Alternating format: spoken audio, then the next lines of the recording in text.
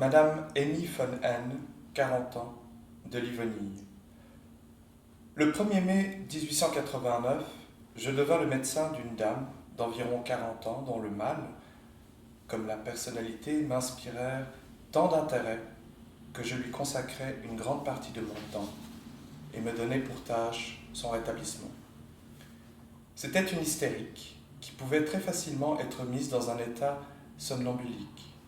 Et quand je notai cela, je me décidai à appliquer sur elle le procédé breuerien d'exploration dans l'hypnose, que je connaissais par des communications de Breuer sur l'histoire de guérison de sa première patiente.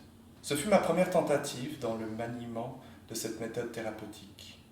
J'étais encore bien loin de la maîtriser, et de fait, je n'ai ni poussé assez loin, ni poursuivi selon un plan suffisamment établi l'analyse des symptômes de maladie.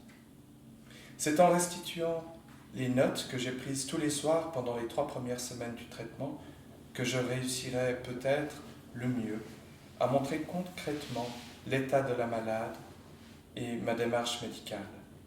Là où l'expérience acquise ultérieurement m'a rendu possible une meilleure compréhension, je l'indiquerai par des notes et des remarques intercalées.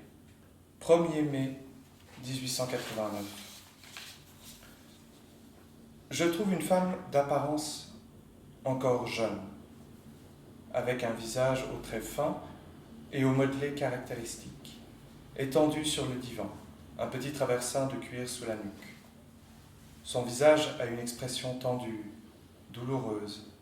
Elle a les yeux qui clignotent, le regard baissé, le front fortement plissé, les plis nasolabiaux creusés.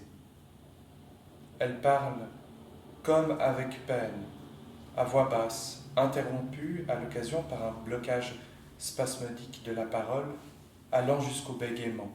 En même temps, elle maintient entrecroisés ses doigts, qui présentent une agitation incessante, à type d'athétose. De fréquents tressaillements, ayant le caractère de tic, dans le visage et sur les muscles du cou, dont certains ressortent avec relief, en particulier le sternocléidomastoïdien droit. De plus, elle s'interrompt fréquemment en parlant pour produire un clappement particulier que je ne puis imiter. Ce qu'elle dit est tout à fait cohérent et témoigne manifestement d'une culture et d'une intelligence peu communes. Il est d'autant plus déconcertant qu'elle s'interrompt brusquement toutes les 5 minutes, que son visage se crispe en une expression de terreur et de dégoût, que sa main se tende vers moi, les doigts écartés et recourbés, et qu'en même temps, d'une voix changée et emplie d'angoisse, elle me lance ces mots « Restez tranquille, ne dites rien, ne me touchez pas !» Elle est vraisemblablement sous l'impression d'une hallucination pleine d'horreur, qui fait retour et par cette formule se défend contre l'immixtion de ce qui est étranger.